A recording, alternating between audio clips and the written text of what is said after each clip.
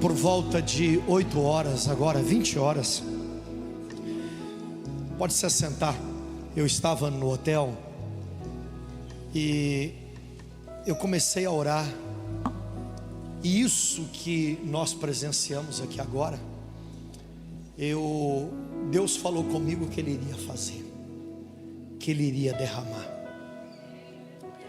E como é bom você chegar num ambiente aonde o Espírito Santo tem liberdade.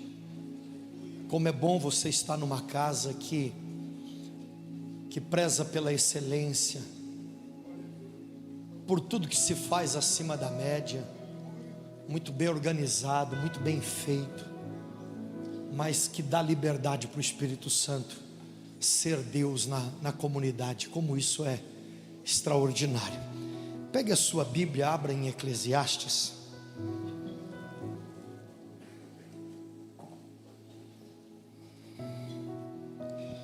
Eclesiastes capítulo 1.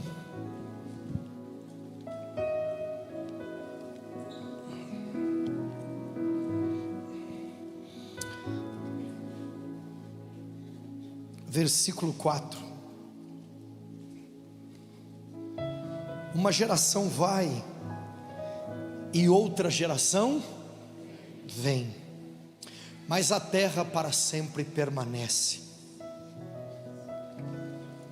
Nasce o sol se põe e apressa-se e volta ao seu lugar de onde nasceu. O vento vai para o sul, faz o seu giro para o norte, continuamente vai girando o vento e volta fazendo os seus circuitos. Todos os rios vão para o mar, contudo o mar não se enche. Ao lugar para onde os rios vão, para ali tornam eles a correr. Fala conosco, Espírito Santo. Essa mesma palavra em Mateus 10:20 declara que não seríamos nós, mas o Senhor. Continuamos acreditando que o Senhor continua falando. Fala conosco, para a tua glória. Amém. O livro de Eclesiastes, ele foi escrito por Salomão. Salomão, um dos homens mais sábios que já pisou nessa terra.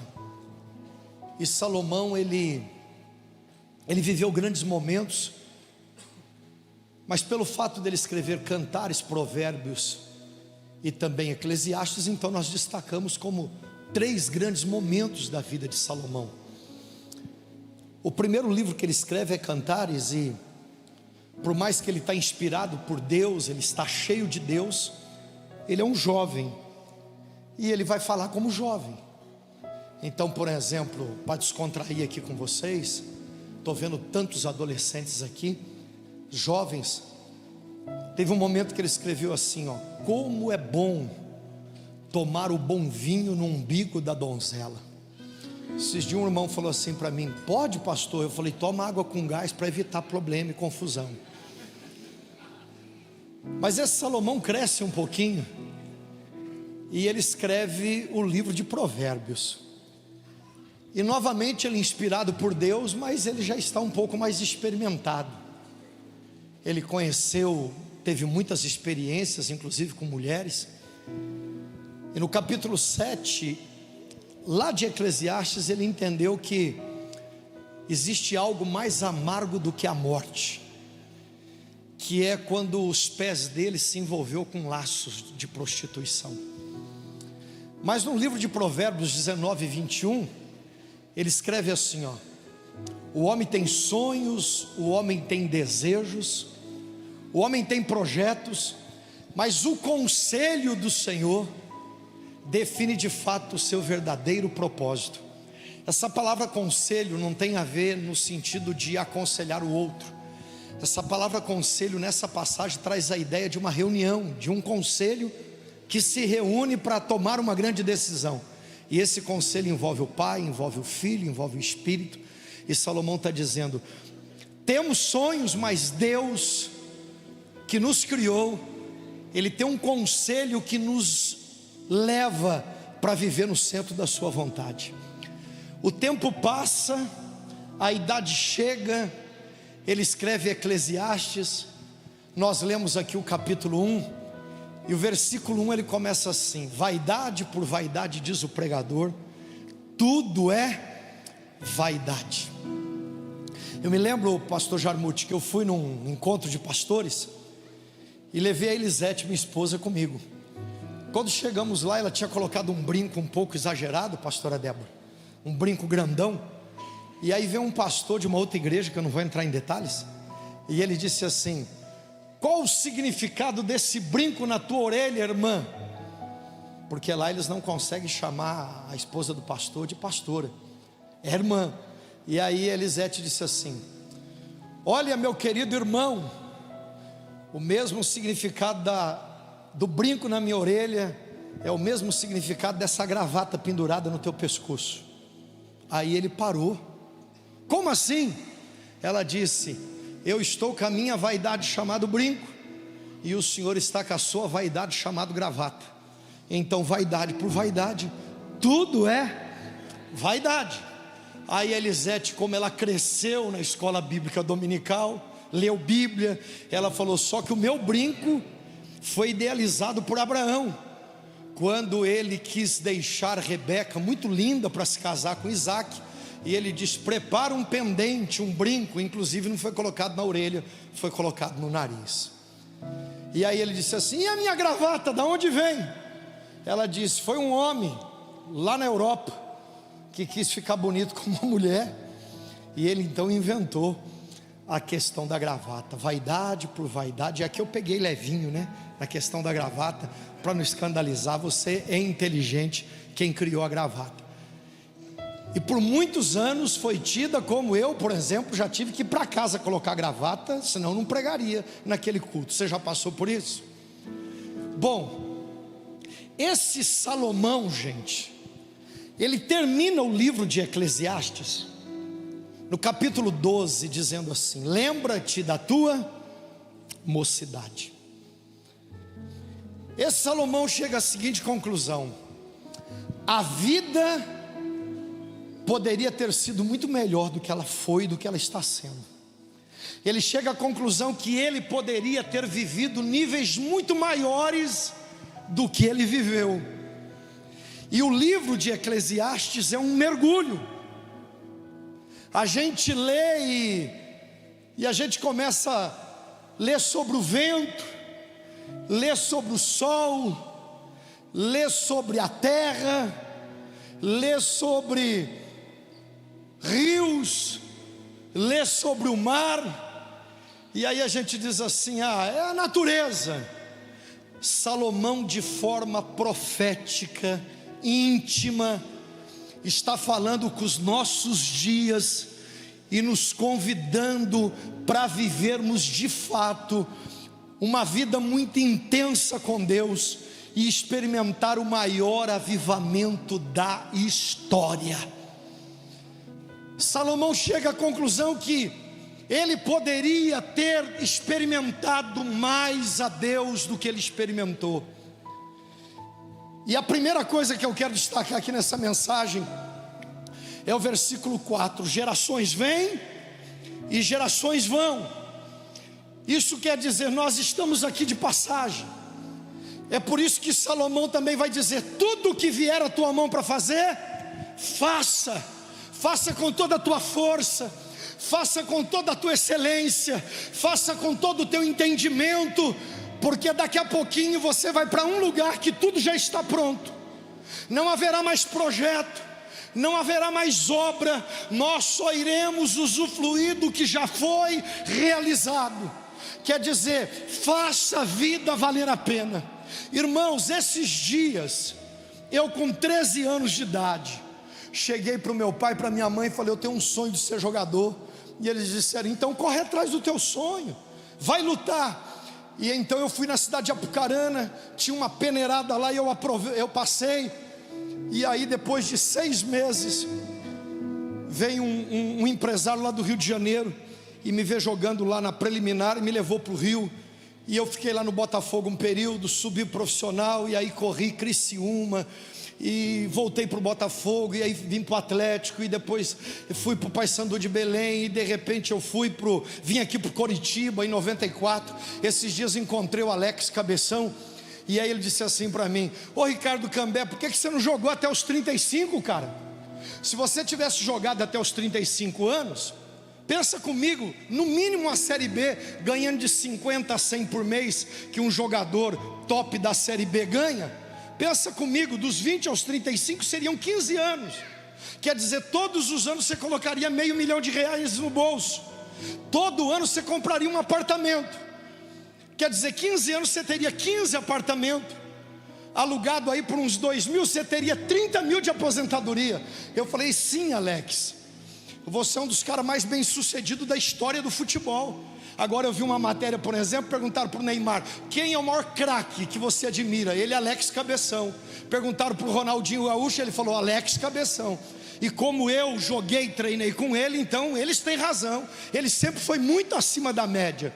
Mas eu disse assim para o Alex: Alex, a questão é que entre os meus 21 aos meus 35 anos de idade, eu já tinha batizado quase 4 mil pessoas nas águas. Então eu não tenho os 15 imóveis, mas eu tenho filhos na fé. Uma geração vem, outra geração vai, e a obra vai se manifestando. Meus irmãos, ganhe dinheiro, prospere na vida, como o melhor desta terra. Mas entenda, você está aqui por uma missão. Deus te levantou para um projeto. O Brasil é de Jesus. O Brasil não é de um partido, não é de uma ideologia, não é de um sistema. Ele começou a boa obra e Ele é fiel para completar. E de norte a sul, o Brasil será tomado por um avivamento. E essa vigília não dá resposta apenas para a tua conta bancária. Essa vigília não dá resposta apenas para o teu casamento. Essa vigília não dá resposta apenas para a tua saúde.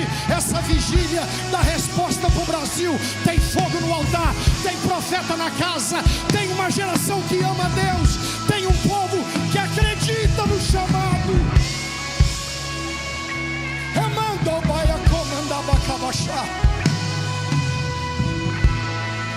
Olha que interessante, irmãos. A medicina diz para minha esposa: você não pode ser mãe.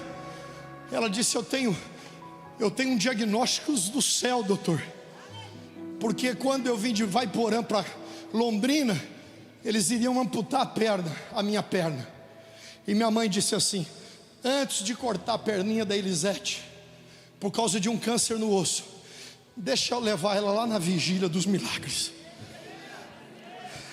E foi num lugar desse aqui que ela foi curada para a glória de Jesus. Agora eu caso com ela e o médico diz assim: não tem como ser mãe, você não tem uma trompa. A outra atrofiou. Ela disse: mas eu tenho Lucas 1,37, que tudo é possível ao que crê. Eu tenho Jeremias 1,12, ele vela para cumprir com a sua palavra. Eu tenho palavras do céu. E hoje Deus nos deu a Amanda. Amanda é psicóloga, pregadora do evangelho, uma menina apaixonada por Jesus. Nos deu o primeiro netinho, que é o Augusto. O Isaac é uma bênção na minha vida. Por que eu estou contando essa experiência de família? Para mim poder chegar na Lana. Eu falei para Elisete: Elisete, eu já vou completar 43 e você vai completar 39. Essa menina que você está dizendo que vai vir com olhinho azulzinho igual do meu pai, pela fé, quando ela nasceu, não sei se ela vai me chamar, vai dizer benção pai ou benção avô. Ela falou: Ricardo, vamos na fé, Deus me prometeu uma segunda filha. E aí de repente nasce a Lana. 19 anos de diferença uma para outra. E agora a Lana me procura com 6 para 7 anos, agora ela completou 7. Ela diz assim: papai, eu vi lá na agenda do senhor que o senhor vai pregar em Campinas. Eu falei: sim, eu vou lá na Ibacamp, de um amigo lá, uma batista. Eu vou com o senhor porque eu tenho que ir lá na minha loja. Eu falei: mas você tem uma loja? Tenho. Fica lá no shopping Dom Pedro. Eu falei: A Elisete falou: eu vou com você, leva ela, você vai ver o que ela vai fazer. Cheguei lá no shopping Dom Pedro, comecei a andar, de repente eu vi assim: Alanas Baby. é a loja mais top do Brasil, da América Latina, de bebê reborn. Aí ela, pai, eu vou comprar essa. Tinha uma de 800, tinha uma de 1.200. Ela falou, não pai, eu quero aquela filha lá, ó, do jeito que o senhor escreveu no livro, acima da média. E aí eu parcelei, estou pagando, qualquer hora dessa eu termino. Por que eu estou contando isso? Porque ela vem com a boneca e ela diz assim, no domingo o senhor pode apresentar o bebê no culto? Eu falei, não Alana, o pai não vai fazer isso, vai virar meme para o Brasil todo, é loucura, eu vou ser expulso da igreja. Aí ela chegou na Amanda e disse assim, Amanda, eu vi, Tata, que domingo você não está na escala do culto, e você vai cuidar da tua sobrinha. Aí a Amanda disse assim, a filha é tua, cuida você. Não, cuida você como titia, porque eu estou na escala da dança.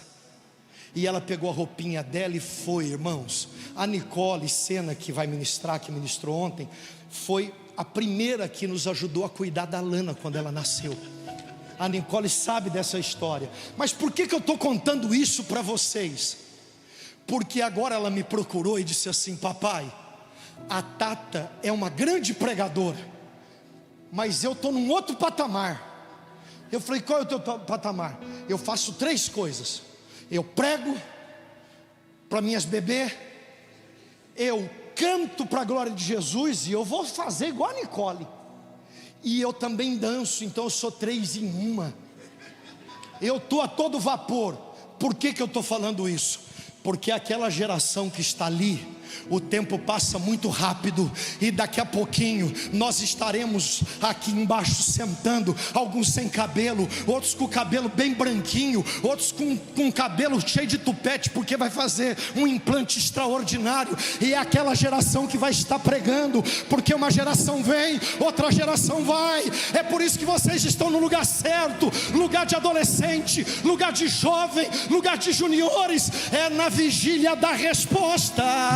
Alaia, o Brasil está esperando vocês, Curitiba está esperando vocês. O tempo passa muito rápido, e eu venho como profeta. É impossível, pastor Jarmuti e pastora Débora, a tua casa e os teus filhos não produzir o que o céu já determinou. No nome de Jesus, haverá um avivamento nos teus netos, haverá um avivamento nos teus filhos, haverá um avivamento nos teus sobrinhos, nessa criançada. Deus está levantando. O Brasil não vai ficar nas mãos de Satanás, muito menos nas mãos dos ímpios. Essas ideologias do diabo já caiu por terra. Os nossos filhos são herança do Senhor, e eles são nuvens de glória. Uma geração vai, e outra geração vem. Rapidinho, eu preciso de 3 irmãos aqui. Um de 20, um de 40 e um de 60. Cadê vocês? Então corre aqui, por favor. Você está com 40? Quando registraram você já estava com uns 8 anos de idade? Cadê o de 20? Eu estou precisando de um de 20 aqui, rapidinho, corre. Cadê um de 20? Tem um de 20 aí, pelo amor de Deus? Me ajude. Pode ser, filha, vem. Não vem você, minha filha. Vem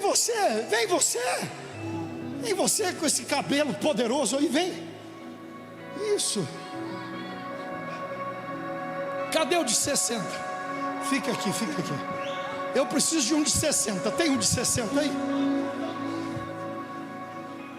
Tem um de 55, pelo amor de Deus. Ah lá, está correndo. Corre aqui, meu filho, corre. Fica aqui, meu filho, fica aqui. Isso. Vai. Fica aqui. Vem cá o senhor. O senhor está com quantos anos? 60. Eu olhando nesse look do senhor, eu dou no máximo 59 e 11 meses. Preste atenção. Essa geração aqui é a nossa geração. É a geração do pastor Jarmuti. Tá, não, eu sei, mas eu vou colocar você aqui. Nós estamos nessa geração aqui, ó, do 50, do 40. Aqui é a geração dos 60, dos 70. Vocês não estão vendo? Aqui é a geração dos 80. A maioria já está na glória, por isso que você não está vendo. Mas pela fé sempre tem um ou outro. Tem aí? Tem uma geração mais antiga aí de 75? Tem? Vem.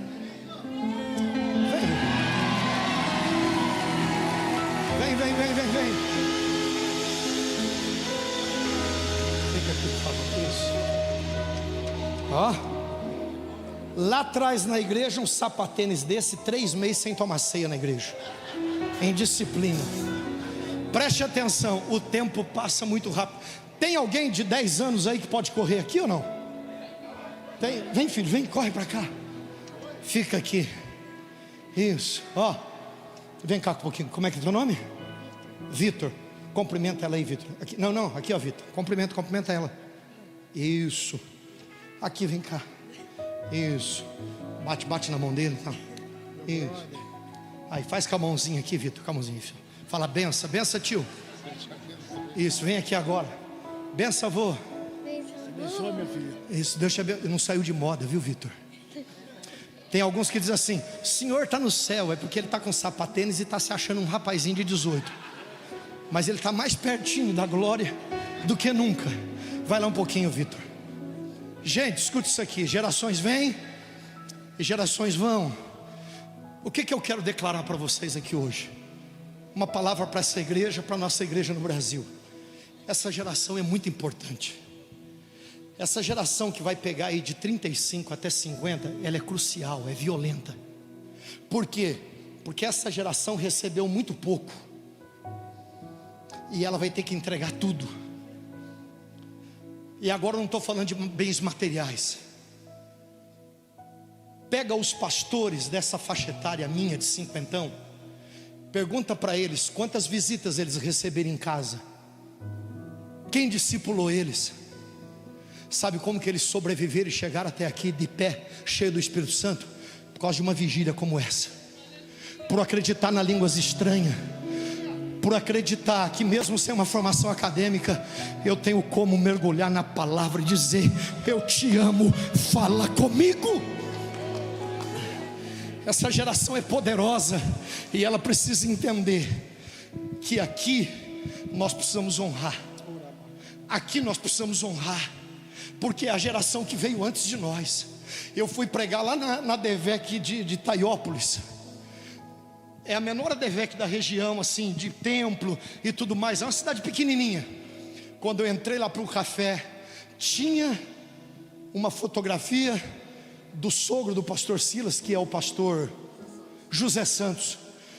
Irmãos, se eu fosse um bom católico, quando eu olhei para a fotografia dele, ele ia dizer, eu já ia fazer assim, ó.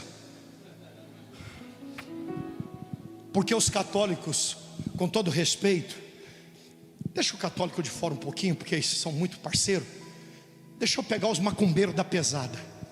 Às vezes eles têm coragem de fazer pela mentira o que nós não temos coragem de fazer pela verdade. Quando eu olhei para aquele senhor e olhei para a mulher dele, ela está viva, a pastora? Mas vocês viram como é que ela era elegante, o jeitinho dela? Eu olhei e eu pensei assim: esse casal pagou um alto preço. Eu falei: Deus, se hoje Itaiópolis, aí de repente uma menina vem correndo e me dá um abraço e diz assim: a Carol, eu vinha pregar 20 anos atrás em Curitiba, e acabava o culto da igreja que eu pregava, eu ia jantar na casa dos pais da Carol. Aí a Carol disse assim: pastor, eu casei com um moço daqui e eu estou rodando essa cidade, e eu queria encontrar uma igreja com palavra, com louvor, com adoração e com fogo do Espírito. E aí uma moça lá no comércio falou para mim: essa igreja tem aqui em Itaiópolis, que é a DEVEC. Então, o primeiro dia que eu venho visitar, eu já encontro o Senhor. Então eu já tomei uma decisão antes do culto começar: aqui será a minha casa. Quer dizer, eles já estão na glória, mas aquilo que eles construíram, aquilo que eles começaram, está falando lá na cidade de Itaiópolis. É por isso que a DEVEC precisa entender isso. Quem veio antes, eu honro. Quem veio antes, eu respeito.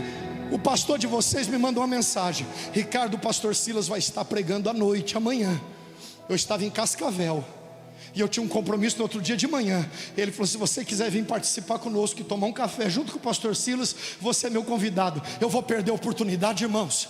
Eu marchei 600 quilômetros rapidinho, e eu cheguei aqui, fui tomar um café com o pastor Silas. Eu não posso perder a oportunidade de estar com quem veio antes de mim, de honrar quem veio antes de mim. Quando eu ainda não tinha nascido, tinha alguém com um microfone que parecia mais aquela caixinha de vender pamonha, dava glória de manhã para sair o glória à noite, e os demônios saíam, os doentes eram curados, o Espírito Santo batizava. Faz de novo, Senhor, faz de novo, Senhor. Somos uma igreja geracional. Honraremos vocês, amaremos vocês. Se aqui eu honro, aqui eu profetizo. Aqui não precisa de honra, a honra está aqui. Aqui precisa de profecia, aqui precisa de palavra. Então, minha filha, esses dias eu vi um cara na internet dizendo: olha, tatuagem é do diabo. Aí eu pensei assim, eu falei: meu Deus, cada apelo que eu faço na igreja, que eu sou pastor, se vem 10 se converter a Cristo, 11 já é tatuado. O que eu quero falar para essa geração? O teu cabelinho está combinando com isso aqui, a tua calça é diferente. Que é isso, meu filho? Hein? Como é que é o nome disso aqui? Crocs. Ó, violento o negócio aqui. Eu não quero saber. Olha aqui, pastor, se você vai usar o Crocs, se a tua calça vai ser mais larga, se às vezes até a zorba vai aparecer. Eu não quero saber se o teu cabelo está vermelho, amarelo. Eu quero saber se a tua geração vai dizer assim: eu vou pagar o preço, eu vou para a vigília da resposta, eu vou amar Cristo. E aquilo que Deus começou, se depender de mim, do meu coração, do meu joelho, dos meus olhos, a obra vai viver o maior avivamento da história. Essa criança que você está olhando, talvez está tirando a nossa atenção. Não está tirando a nossa atenção, porque é uma criança dessa que daqui a pouco estará pregando muito melhor do que eu. Que venha o maior avivamento nessa próxima geração. Levanta-te, levanta-te, porque eu acredito no que você carrega. Receba do Espírito Santo, receba do Espírito Santo, receba do Espírito Santo, receba do Espírito Santo. Vamos bater palmas para Jesus.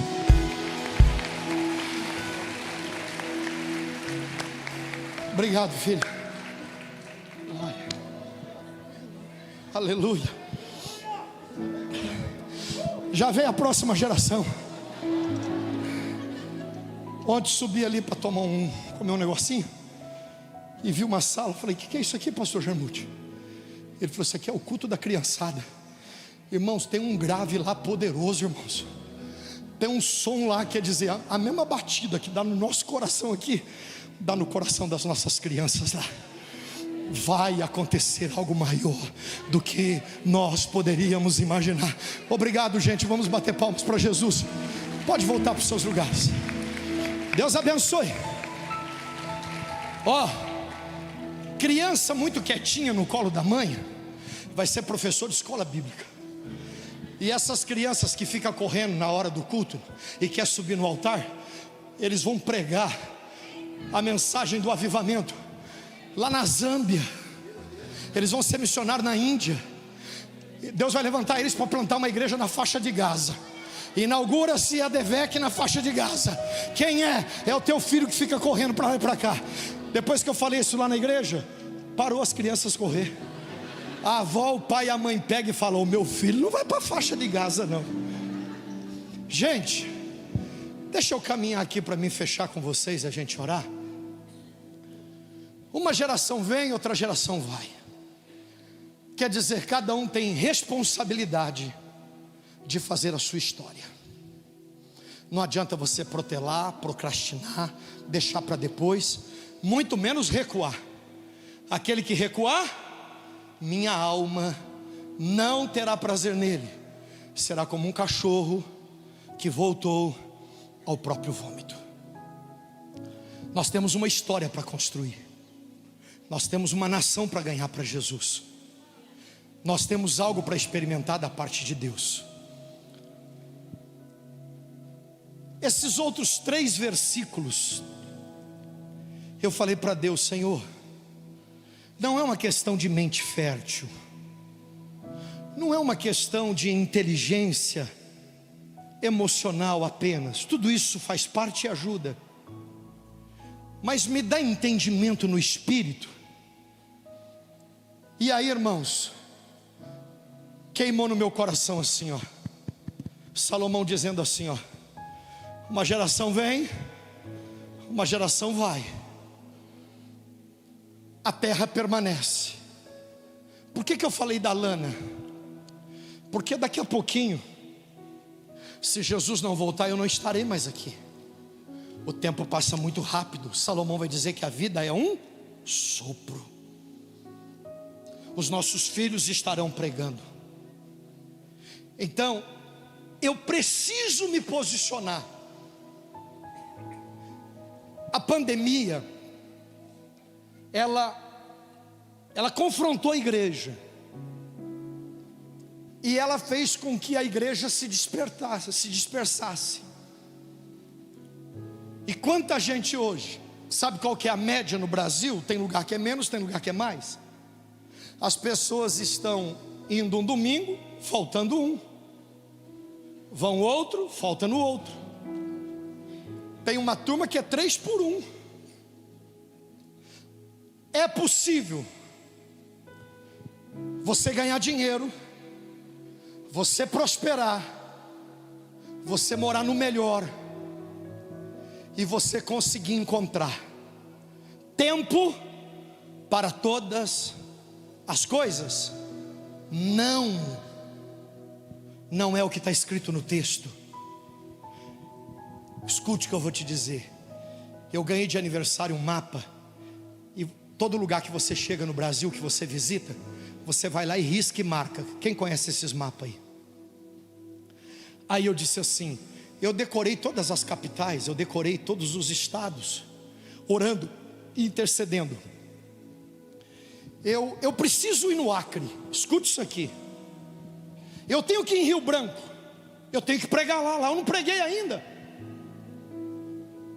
Aí o Espírito falou assim para mim: quem disse que você precisa ir lá?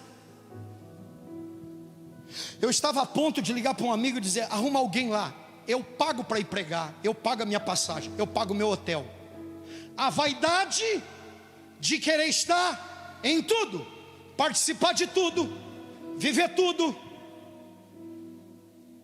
e em tudo. E Salomão não vai dizer que há tempo para todas as coisas. Salomão vai dizer que há tempo para todo propósito debaixo dos céus. Então eu não tenho que estar em tudo, eu não tenho que ir em todos os lugares, eu tenho que ir aonde o vento sopra, eu tenho que estar aonde existe um propósito. Saia dessa paranoia. Você não precisa ir em todo aniversário. Eu estou aqui e o irmão, o maior ancião da nossa igreja, faleceu de ontem para hoje. A última palavra que ele deu no hospital: queria ter um pouquinho de força para domingo eu estar no culto, para dar o último abraço no meu pastor, porque eu vou para a porta da igreja, principalmente na ceia. Talvez se eu fosse pastor aqui de vocês, eu não conseguiria fazer isso. A nossa igreja é menor. Se Deus um dia me confiar uma igreja com mais pessoas, talvez eu vou ter que me despedir apenas do altar. Quantos estão me entendendo? Mas eu não fui. Mas o pastor Lima, lembra do Lima, do Ricardo Lima, que eu contei ontem, que aproveitou a bênção e foi para a Europa? Eu liguei para ele, ele foi lá no velório. É por isso que ele vai para mais uma viagem, porque ele sabe ir para a Europa e sabe ir para o velório. Ele sabe ter muito, ele sabe ter pouco, ele sabe estar no holofote, ele sabe estar no anonimato, ele sabe se alegrar com os que se alegram, mas ele sabe chorar com os que choram. Então eu quero tirar esse peso de você. Você está oprimido, você está angustiado, você está depressivo, porque você julga que você tem que estar em tudo, você tem que participar de tudo, você tem que comer de tudo. Não, ei, seja liberto. O pastor de vocês não precisa visitar todas as casas, ele não dá conta. Ele não precisa estar em todos os aniversários, ele não precisa estar em todas as cidades. Só que se eu não posso estar, o meu Deus é onipresente. O Espírito sopra, o vento sopra. Se o Jarmute não vai, alguém vai. Se alguém não for, Deus levanta outro.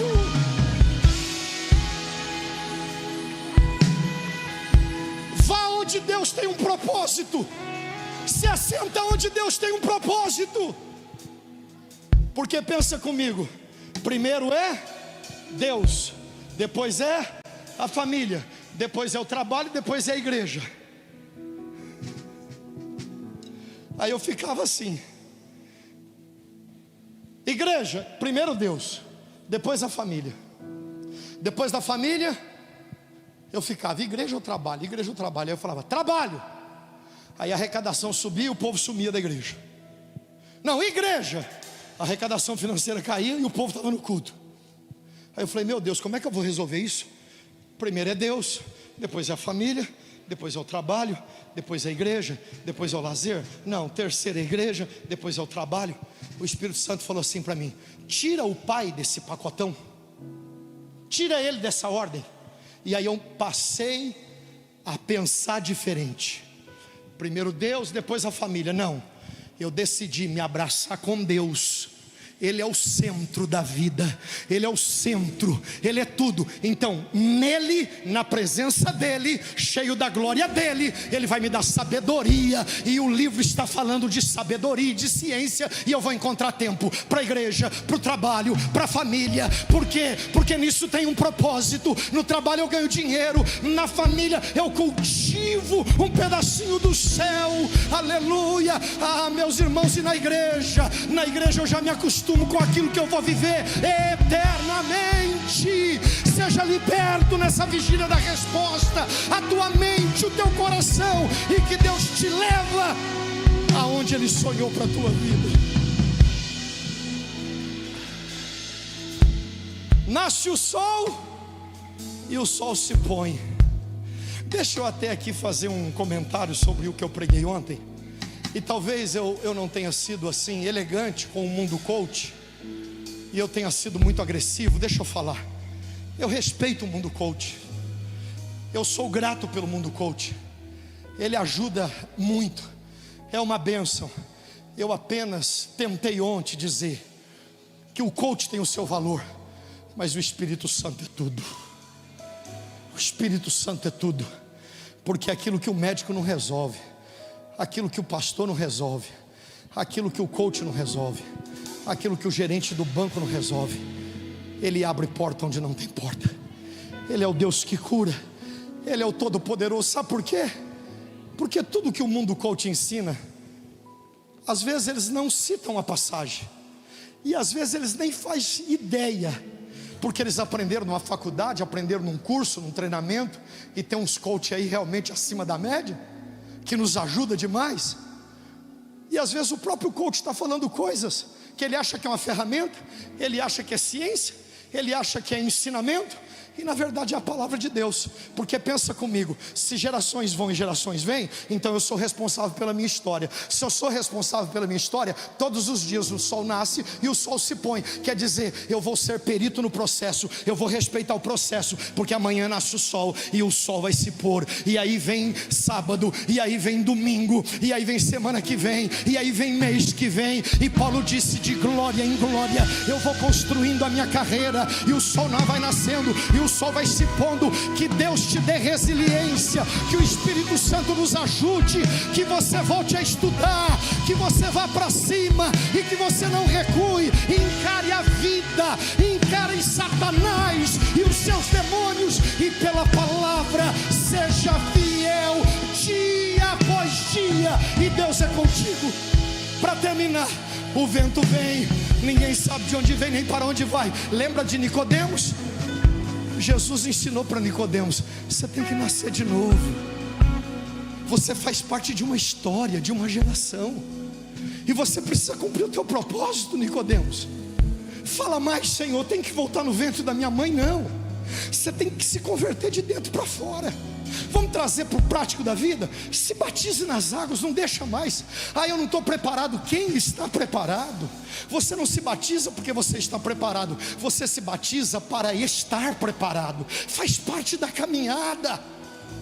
E aí ele vai dizer: eu quero mais. Você quer mais, Nicodemos? Jesus vai dizer o que Salomão escreveu: o vento vem, ninguém sabe de onde veio e nem para onde vai. Assim são aqueles que são guiados pelo Espírito. Que Deus coloque pessoas do Espírito no teu caminho, que Deus levante pessoas do Espírito na tua história, e que você seja movido por Deus. Que o altar cante cheio de Deus, que os pregadores preguem cheio de Deus, que lá no estacionamento, enquanto ele está cuidando do carro, que ele possa dar umas rajadas de glória, e que a igreja pegue fogo. Ah, meus irmãos, a irmã que estava fazendo o caldo para a gente tomar lá, ela é cheia do Espírito Santo. Deus me usou aqui, Deus usou ela lá, cada um sendo movido pelo Espírito. Nicole, eu sou teu pai espiritual, e é uma alegria ter você lá na nossa igreja de Londrina. Mas se o vento soprar, eu abro mão, eu abro mão, eu abro mão. Sabe por quê, meus irmãos? Porque nós não estamos gerando filhos para nós, nós estamos gerando filhos para a manifestação do propósito que há no céu para a terra. Eu termino aqui. O rio vai correndo e ele desemboca no mar. Quem é o mar? O mar é Deus. João 7: quem crê em mim, do seu ventre fluirá rios de águas vivas. Eu fui pregar na Paraíba, e eu falei para minha esposa: eu vou pregar lá, mas meu pai mora lá. Meu pai morou 2 anos lá com a minha mãe. Eu falei: eu vou de carro, Elisete. Então vamos. Passei em Vitória da Conquista, Bahia. Passei num rio em cima, passei numa ponte. O rio estava seco, aquele chão partido, rachado do sol. Não tinha água. Os esqueletos de um boizinho que tinha morrido ali por falta de água, as árvores secas. Na volta eu vim por Petrolina, Pernambuco, passei em cima do rio São Francisco, aquele rio que hoje leva água para diversos lugares, e que estão brigando para definir quem é dono do rio. E Deus dizendo: vocês não sabem de nada. Eu estou deixando, igual deixei Nabucodonosor se achar. Daqui a pouquinho vocês vão se encontrar com a formiga. Vai acontecer algo no Brasil, irmãos. Deus é fiel e Deus é Deus. Deus é fiel e Deus é Deus. Que rio que você é? Um rio sequinho? Vai vir chuva nesse rio, no nome de Jesus. O rio seco vai vir chuva. Pastor, e o rio que tem água? Vai transbordar. Vai transbordar. Você vai tocar o teu vizinho, vai tocar a tua rua.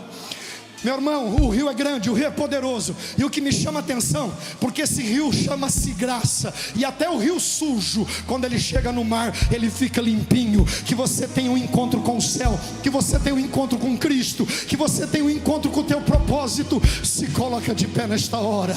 Aleluia.